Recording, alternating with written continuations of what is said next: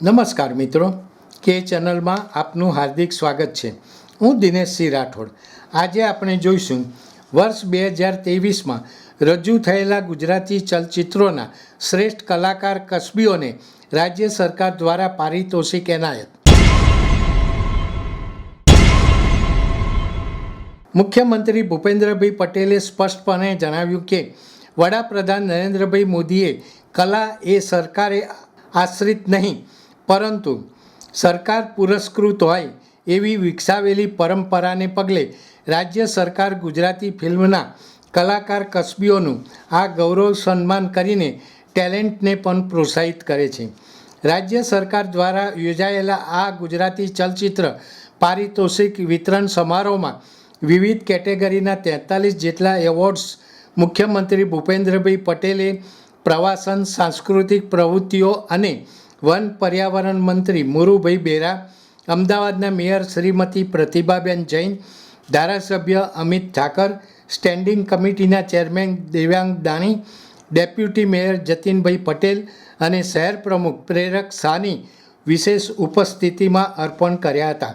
મુખ્યમંત્રીએ આ અવસરે કહ્યું કે ગુજરાતમાં વડાપ્રધાનના દિશા દર્શનમાં જે સર્વાંગી વિકાસ થયો છે તેના પરિણામે અન્ય ઇન્ડસ્ટ્રીઝ સાથે ફિલ્મ ઇન્ડસ્ટ્રી પણ ગુજરાતમાં સ્ટ્રેટેજિક લોકેશન તરફ આકર્ષિત થઈ છે અને વિકાસનું રોલ મોડલ બનેલું ગુજરાત ફિલ્મ ઉદ્યોગનું પણ હબ બની ગયું છે. તેમણે ગુજરાતી ફિલ્મોના બદલાતા કલેવર, માતૃભાષા પ્રત્યે લોકોનો વધતો જતો લગાવ અને ઉત્સાહ તથા સામાજિક વિષયોને સ્પર્શતી ફિલ્મના યુગને પરિણામે ગુજરાતી ફિલ્મો આંતરરાષ્ટ્રીય ફિલ્મ મહોત્સવમાં પણ દેશ અને રાજ્યનું પ્રતિનિધિત્વ કરતી થઈ છે તેનો પણ વિશેષ ઉલ્લેખ કર્યો હતો.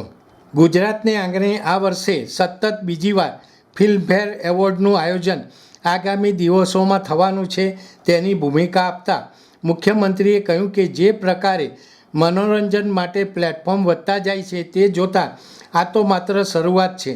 આવનારા દિવસોમાં ફિલ્મો અને મનોરંજન ક્ષેત્ર માટે મોટી ક્ષિતિજો ખોલવાની છે. તેમણે ઉમેર્યું કે ઐતિહાસિક, પ્રાકૃતિક અને સાંસ્કૃતિક સ્થળો, સ્ટેચ્યુ ઓફ યુનિટી, કચ્છનું સફેદ રણ અને વર્લ્ડ હેરિટેજ સાઇટ રાણકી વાવ જેવા આકર્ષણોને ફિલ્મના માધ્યમથી વિશ્વ સમક્ષ પ્રસ્તુત કરવાનું પ્લેટફોર્મ ગુજરાતે પૂરું પાડ્યું છે.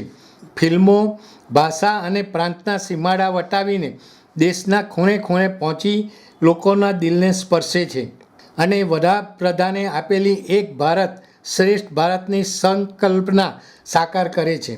મુખ્યમંત્રીના હસ્તે ઓપરેશન સિંદૂરને સાંકળી લેતી વિષય વસ્તુઓ સાથેના ગરબા પણ લોન્ચ કરવામાં આવ્યા હતા. આ ગરબામાં પોતાનો સૂર આપનાર જાણીતા લોકગાયક કીર્તિદાન ગઢવી પણ આ વેળાએ ઉપસ્થિત રહ્યા હતા. આ પ્રસંગે મુખ્યમંત્રીના તથા માહિતી અને પ્રસારણ વિભાગના અધિક અગ્ર સચિવ શ્રીમતી અવંતિકા સિંઘે સ્વાગત પ્રવચન કરતાં ચલચિત્ર પારિતોષિક વિતરણની વિવિધ કેટેગરીમાં શ્રેષ્ઠ પ્રદર્શન કરનારા સૌને અભિનંદન પાઠવ્યા હતા. તેમણે જણાવ્યું કે વર્ષ 1932માં ફિલ્મ નરસિંહ મહેતાથી શરૂ થયેલી ગુજરાતી ફિલ્મ ઇન્ડસ્ટ્રીની આ મનોરંજક સફર અનેકવિધ ઉતાર ચઢાવોથી ભરેલી રહી છે. અનેક અવરોધોથી ભરેલી 9 દાયકાની આ સફરમાં આ ગુજરાતી સિનેમાએ સંઘર્ષનો સમય પણ જોયો અને સુવર્ણકાળ પણ જોયો છે. માહિતી નિયામક કિશોર બચાણી, અધિક માહિતી નિયામક અરવિંદ પટેલ સહિતના માહિતી અધિકારીઓ, સ્થાનિક કાઉન્સિલરો, સામાજિક અને રાજકીય અગ્રણીઓ તથા ગુજરાતી ફિલ્મ જગતના જાણીતા નિર્માતાઓ, દિગ્દર્શકો, અભિનેતાઓ સહિત મોટી સંખ્યામાં કલાકારો ઉપસ્થિત રહ્યા હતા. દર્શક મિત્રો, અત્યારે આટલું જ. આવા વધુ સમાચારો માટે જોતા રહો કે ચેનલ. નમસ્કાર.